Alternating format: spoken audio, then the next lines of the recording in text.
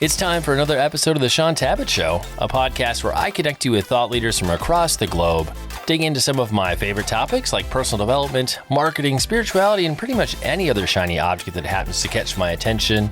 Today, my special guest is Janine Urbaniak Reid, and we're going to be discussing her brand new book, The Opposite of Certainty, Fear, Faith, and Life in Between. Janine, it is truly an honor. Welcome to the show. Thank you, Shaun. It's lovely to be here. I don't want to waste any time. I'm just finishing up your book, and it was a fantastic read, so we're just going to jump right into the interview. Now, your brand new book is called The Opposite of Certainty. It's a memoir. It's a very personal journey. And I'd like to start by asking you, why were you finally ready to share your story with the world? Because I feel like this kind of a book, this kind of a journey, you often need to get to a place in the journey, a place of accepting what this story means for you before you're willing to share it with others. So I'd love to hear what was the catalyst that pushed you down the journey of finally deciding to write a book. Well, you're absolutely right. There was a moment where it felt like I just had to put pen to paper and then transition into the keyboard, right? You can't do so many words on paper. But there was a moment when I just the story had to come through me.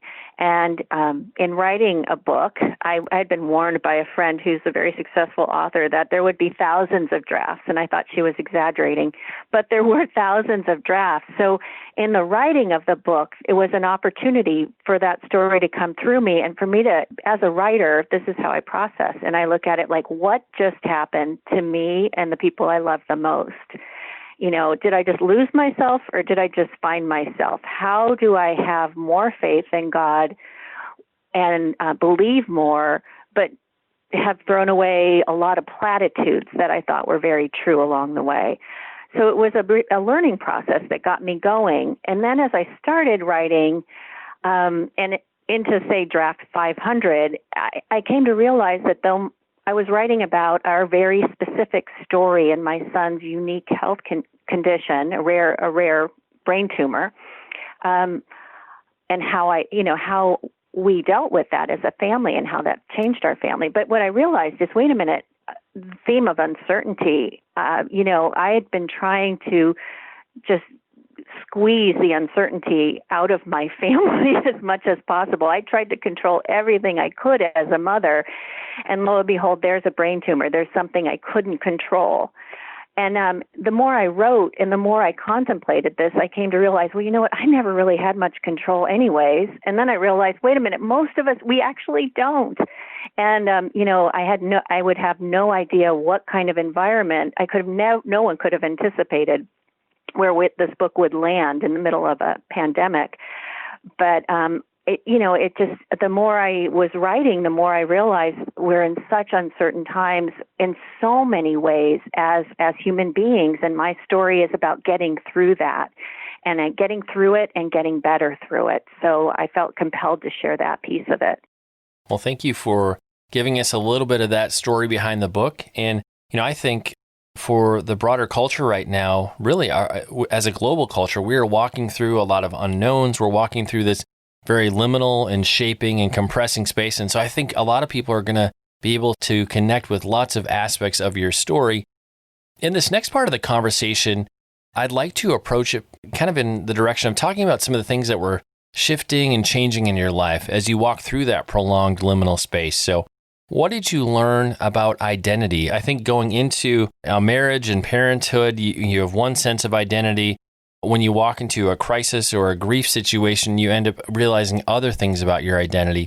In terms of the journey, what are some of the things that shifted or some of the things that you realized about your identity along the way?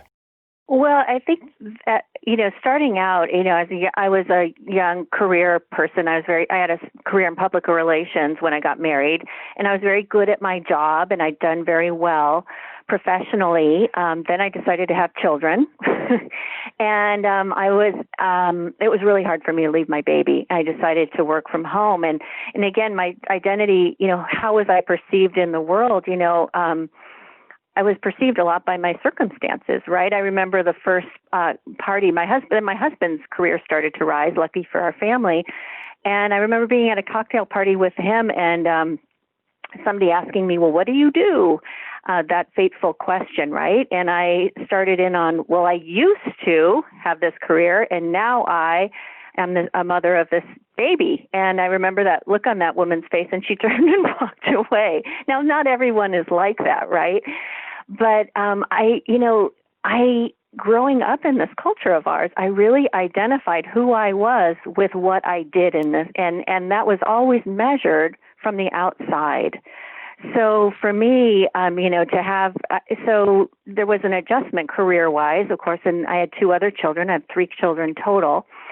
And I did, a little freelance work, but mostly my focus was on raising these children. And then, my identity was really wrapped up in that and being a really good mother. And, boy, we moms in the world are held to such amazing standards, right? If there's a problem, what could the mother have done better to avoid that? I mean, that's how I have that Velcro backing on me, right? That feeling responsible, so responsible. And the culture also reinforces this. We can find a book for absolutely every problem our child has. We try to figure out how to solve it because we love them so much, right?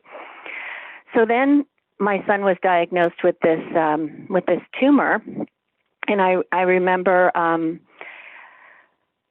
didn't feel as a failure as a mother as so much as a frantic mother. I just remember feeling so frantic because I tried so hard. I did absolutely everything you could do to have a healthy child, for my children to be healthy and safe. And here I was, I couldn't protect him. So, all the circumstances, it's like, I remember hearing people talk about, well, if only my children are, it's all right. As long as you have a healthy baby, as long as you have a healthy child, well, what happens then when that's stripped away? And what does that mean towards my faith that only certain mothers pray? There was one way of looking at it, and I write about this in the book. What does it mean if only certain mothers' prayers are answered? And I do touch on that, and I have to say I have come to a place of a deeper faith. So that's it's the identity as more and more stripped away on the outside, and as things become more and more unmanageable on the outside, I've had to go deeper and deeper inside. So there's less. My identity is more just I'm this woman who writes. I'm this woman who does her very, very best to take care of her children, and and I have a deep faith and profound friendships, and that's what I value. And I have a marriage that I value very much as well.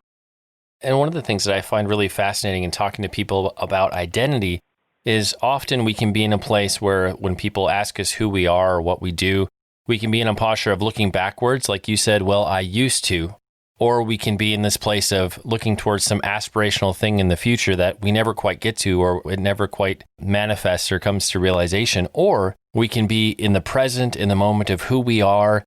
I liked what you said about kind of looking inside and getting comfortable more with who you are as a mother and a wife and all the things you do, that's enough. That's who you are called to be in this season. That's what's front and center and most important and some of the biggest things in your life. And so I think that's beautiful that you got to a place where you found a place of comfort, because a lot of people struggle to get there, where they're in the past or they're in the future, but they never fully are able to embrace the beauty of the moment. And I love that's where you've arrived. Yeah, and I think what it's come down to, is my job is to be of service, to God. This is my spiritual view, right? To be of service, to be a source of good, to be a source of love and compassion, whatever my circumstances are. And my prayers are about me asking for that channel to be strengthened. Right before we got on the call, I said the St. Francis prayer, which make me a channel of your peace, make me a channel of your love. And it used to be, and I still like to, I will pray for circumstances. I will pray for technology to work. I did that, I had a big book launch, and I was praying, God, help me. But, as long as I have always been given the strength I need to meet the circumstances that happen in that moment. And that's been the biggest lesson and the biggest, I think the biggest source of hope that I can pass on. The next word I guess I'd like you to focus on is love. As you walk through the liminal shaping space you went through, what are some of the different ways that how did love maybe look differently in your marriage, with your kids, with your friends and extended family, as you're walking through just a very frantic time, how you served, what it meant to love people? I would imagine that began to look a bit differently than it did before. Maybe it was more, the way I might say, love wasn't as cheap because it cost a lot more to give love and service in that season. Absolutely. Absolutely. It did cost a lot more. And it was a lot, it's like, you know what, I think of the story The Velveteen Rabbit, which is one of my favorites, right? And what does it mean to become real? You know, your eyes are in the story, the rabbit's missing an eye and its skin is all worn off and it's all, you know, that's kind of how I looked 6 months into my son's hospitalization. You know, it was there was a sense of really this of all, again, the external stuff stripped away. You know, it was about really with my friends showing up, with my husband showing up, and even my my teenage son when his brother was in the hospital in the ICU at one point. Came to spend the night with him in the hospital, which was so precious so that I could get some sleep while my husband was working. Love, like faith, became more of it's more of an action rather than an idea. It's not a concept. It's not a word. Oh, I love you. It's like, no, I will be there for you. I will show up and I will do a 4-hour shift so you can take a nap, which is amazing, right? And that is really what I can pass on to other people, this showing up, and a more muscular faith, a more muscular love as well, where it's in my actions. It's my words, but it's also in my ability to really be willing to show up in scary places. Well, next let's talk about what you learned about prayer. And I really loved how vulnerable you were in the book, how just raw and honest you were in the book. When we're scared, when we're going through difficult times, we sometimes say some pretty harsh or hard things to God because we don't know what to do. Sometimes we're having a day where faith has just gone out the window, and quite frankly, it sucks and it's terrible. Yet God is big enough to hear us when our prayers are polished and sounding all wonderful, and when our prayers are just short and we're frustrated and we're angry. God's big enough to deal with all of that. I think for people who read your book, that's probably going to be one of the most freeing aspects of what they take out of your story. So I would love to have you just tell us a little bit about what did you learn about prayer through that prolonged season? Well, I learned that that my prayers were answered, but the answers didn't always look like I thought they should look, right? That was the biggest answer that I could, if I were holding my human tendency would be, you know, if my prayers were answered, my son would wake up on any given day. And, you know, I write about this long hospitalization as one of the parts of the book, not the whole book. But my son would look up, he'd wake up, he'd ask for the TV remote, he'd ask for some ice cream, right? That would answer my prayer now, but that's not how my prayer was answered that day. How my prayer was answered that day was that I had enough strength to hold that child's hand while his vital signs were all over the chart, right? I had enough, my husband, you know, and my friends, people showed up, you know, that's where, and God, I did get angry with God. I was afraid to get angry with God because you also want to, you know, I was raised, I don't know if I was raised this way or I just happened to hear that, you know, you don't want to make God angry, right? But I learned that if I have a real relationship with God, God can certainly, if God's big enough to create this universe, God's big enough to deal with my anger. And talk about unconditional love that I'm learning from God. You know, it's sort of like what I learned having toddlers as well, right? I didn't love my toddler any less when he had a tantrum. And when I look at it in that perspective, that God would say, of course you feel this way. Of course you're angry. Of course you're afraid.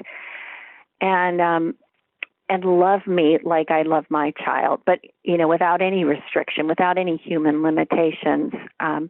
So prayer became a way of me getting through moment to moment, really, in through crisis.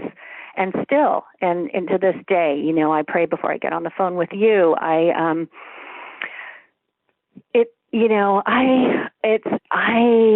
I've got a sign on my wall that says God's got it. I'm looking at right now. They taped up about halfway through writing the book. And then I put another note at the bottom of that paper that says God's got it all, you know?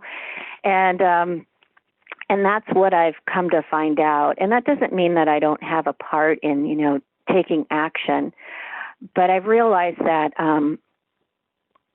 there's so much grace around me. And a friend of mine asked me when I was really disheartened and Mason was in the hospital and he was going to have yet another brain surgery. And I was exhausted, as anybody who's been a caretaker knows what that's like. And I called her and she said, you don't think you can do it, right? And I said, no, I don't think I can do it. And I was so relieved to have somebody say, to see me in that moment. And that's when she said, you're doing it. You're doing it. And to this day, you know, I don't think I can do it. Faith for me, there's this great saying where people say, you know, we measure our insides by other people's outsides. I think I've done that with faith as well. Often I'm experiencing and I'm walking with great faith, but I don't feel it inside. I feel mostly afraid and like I can't do this, but I'm doing it anyways. And that's an answered prayer to me. The next thing I'd love for you to comment on is how you were striving to or were able to cling to any sense of normalcy on a day-to-day basis. Because I feel like when you're walking through just the seasons of challenge that you went through, you're kind of like a person on a hamster wheel, and every day is frantic and crazy, and there's always a lot to deal with and a lot going on. And what was your old normal life, a lot of that gets taken away. Sometimes not as much, and other times it just all goes out the window. So how were you able to find maybe times or seasons of normalcy? Well, you know, moment to moment, really, right? Maybe sometimes a morning would be sort of normal. And then, you know, then I'd get a call from a doctor. I'd get a call from the school that Mason needed to come home. That was one of the hardest things, honestly, because, and I write a lot about this. There was a sense of being on unstable ground, and talk about relating to the bigger situation in the world right now. Normal always seemed to be, I write in the book, pinned to the horizon. So when we could manage to have a normal dinner, and there were years where we would just try to, it was like almost like we set the table, and there was Mason's tumor along with everything else in our family to be managed, you know. So it's a challenge. It is a challenge. And what I've learned to do and learned to do in uncertain times is just be aware that my concept of normal and what's actually going to happen, you know, it may or may not happen. I get to be, and I get to have feelings around that, but ultimately, I've learned to adapt a little bit more, and especially being on such a strange, you know. One time a friend joked, you know, it's not like we're not on a different road. It's like we're on a goat trail up the mountain, you know. So it's been a constant adjustment, and normal has morphed and changed and continues to morph and change. And I'm a much happier person when I can change with it. Next, I'd love to hear what you discovered about finding good and finding joy in unexpected places. Yeah. Well, so much of what I've learned is to be where my feet are. And you know, I couldn't do, when my son was in the hospitalized for 6 months, if you had told me that first night that he had a hemorrhage in his brain, and if you asked me that first night, how are you going to get through 6 months? I would tell you I can't do it. You know, it's similar to somebody telling me, how are you going to do 2 years of coronavirus? I can't do 2 years. But coming back to where my feet are, you know, back to right now, feet on hardwood right now, deep breath, I'm okay in this moment. And when I'm in this moment, one of the things I can notice is the good all around me, and I can appreciate how I am taken care of. My challenge is I want a future trip, right? I want to be, and I also want to, I have my checklist of all the things that shouldn't be happening right now. And, which does not serve me quite well. So I do need to admit these things to a trusted friend, who can just not hold them against me. But it's like, this shouldn't be happening. It shouldn't be happening. And once I say that, often I can move on and accept what is. And in that moment, if I'm showing up and I'm present, there was so much good that showed up in our story. And my friend Joan used to always ask me, well, how have you been cared for? And that was her measure of God showing up in my life. How have you been cared for? And we, sometimes it was a stranger in the hospital. Several times, people, friends of friends who lived we were in Houston. We live in California, and a friend of a friend just dropping by to say hello. And drop off something for us, some treats, some food.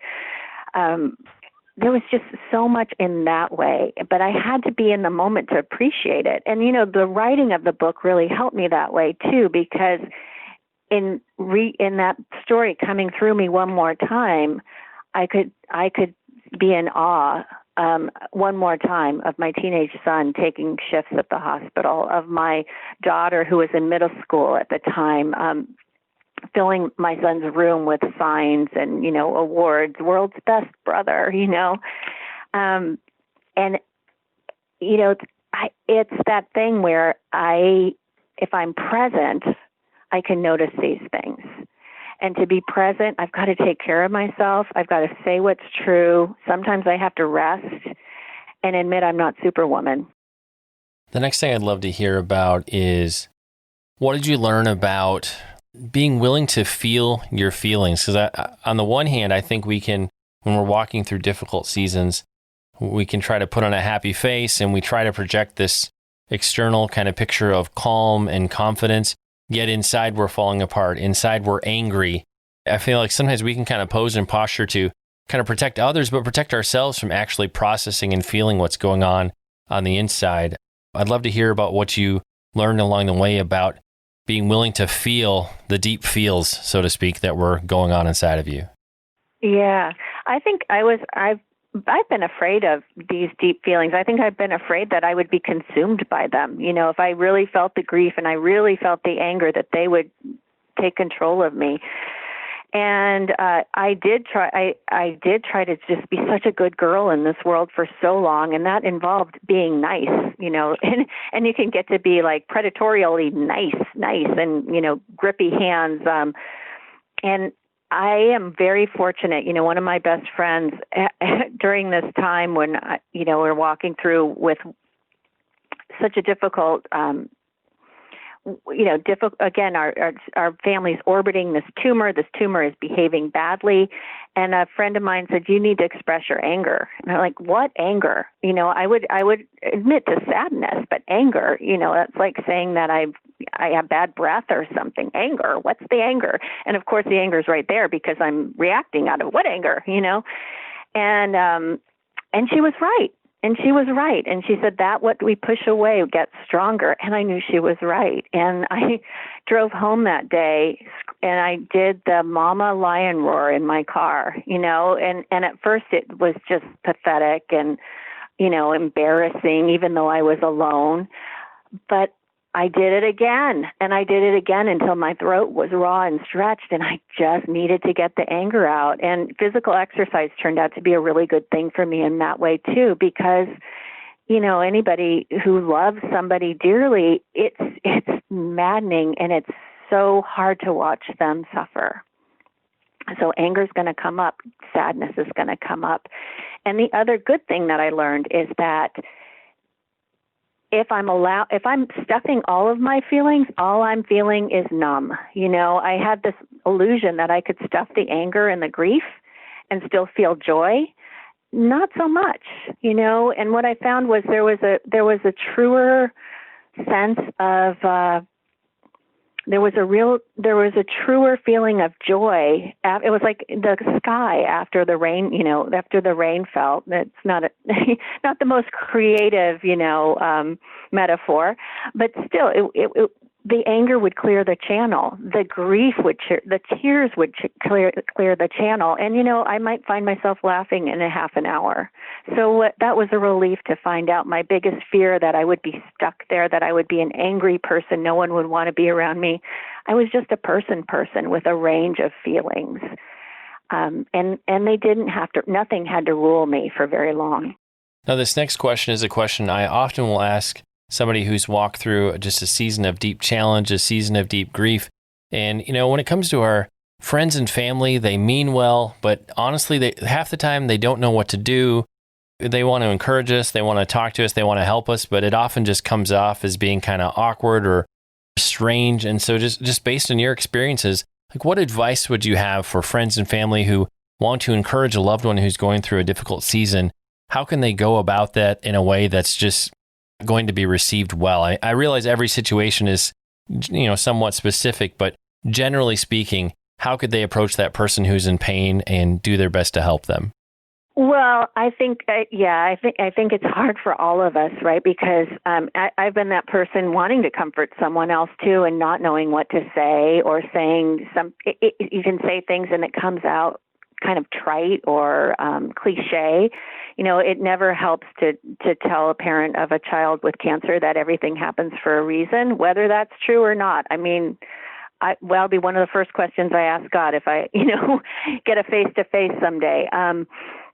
But I think the biggest value, the kindest things that made the biggest impressions on me were people who were willing to sit with me in the unknowing, and people who were also willing to admit that this just was really hard and it wasn't fair, and it's okay not to know what to say, and it's okay to admit that it's really hard.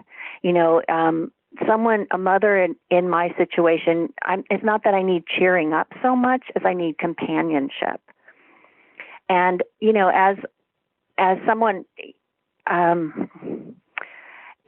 think for my own, one of the things that I consider there is, I think with my own family, my parents were terrific through all of this. They're divorced and repartnered, but they really showed up through our crisis. And I'm aware that they needed to process their own stuff elsewhere, apart from me, and then they could support me better. And I think that's true too. I've talked to several mothers who have children in the same situation. I was coincidentally introduced to a mother with a little boy who has the same brain tumor as my son, Mason, and she has a little boy named Mason too. And in talking to her, really, I shared my experience because she was calling and asking for it. That's the other thing, right? Also, it's never helpful to know I know somebody who had that cancer too. Well, it's usually not helpful. But I'm able to say, do you want to hear my experience? That's helpful. And they can say no or yes. So I shared my experience with this woman, and then I listened. I think a lot of what people need when they're in crisis, they need to be listened to. They need to know they're not alone. And, offers of help are great. I had people picking up people I didn't even know while driving my kids, people from their class, not just strangers, but driving my kids to school, my other kids, mothers from the class who I hadn't been close friends with, were just, dropping off meals. Those sorts of things are always appreciated. And just to take the pressure off, you don't have, there's no magic thing to say, but your presence and your love and your willingness to just sit in the unknown with someone is golden. And that's the love. Just let that love flow, and I don't think it can go wrong. And we've already suggested, as we've been talking in the interview, that the message of this book, it's going to be an encouragement for somebody who's walking through maybe a health-related crisis in their own life or with their friends and family, or whether it's all of us right now as we're walking through just the unknowns, the grief and the trauma, all the loss we've seen in the last couple of months as we've been seeing how the world is responding, and whether that's on a global scale or in our individual lives with the coronavirus pandemic, there's just a lot that we're going through and a lot that we have to process. So in terms of anybody who's like, I'm going to go out and pick up this book, the reader's journey, when they get to that last page, what's that piece of encouragement, that core message you want to make sure every single person hears in their journey with the book? Oh, that's an excellent question, Shaun. I want them to hear that they're not alone in hard places, that they're not alone in uncertain places. I've been there, and, most everyone on this planet has, really. Although when we're in those places, when we're in the scariest places, are the times we can feel the most alone. And so that's why I laid out my experience in such, I don't really hold anything back, because this is where we can relate in the humanness of this experience. And being a human can be very difficult. And yet there's this love that shows up for us and through us that somehow gets us through. And there's beauty. There is so much beauty in imperfect terrain.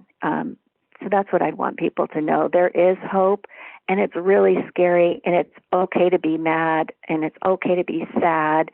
And, from my experience, it won't always be so, there will be moments of joy. My experience is the joy comes too. And Janine, for the listeners who would like to connect with you and find out more about the book, where can we do that on the web? You can go to theoppositeofcertainty.com.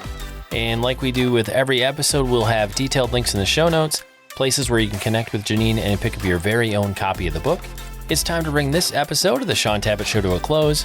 Many thanks for being a part of my conversation with Janine Urbaniak Reid. Once again, our book today was The Opposite of Certainty, Fear, Faith, and Life in Between. Again, if you'd like to connect with Janine and find out more, a great place to start is the book's website. You can find that at theoppositeofcertainty.com. And Janine, I just want to say thank you so much for sharing with us today. It's truly been a pleasure and an honor to have you on the show. Thanks, Shaun. It's been wonderful being here.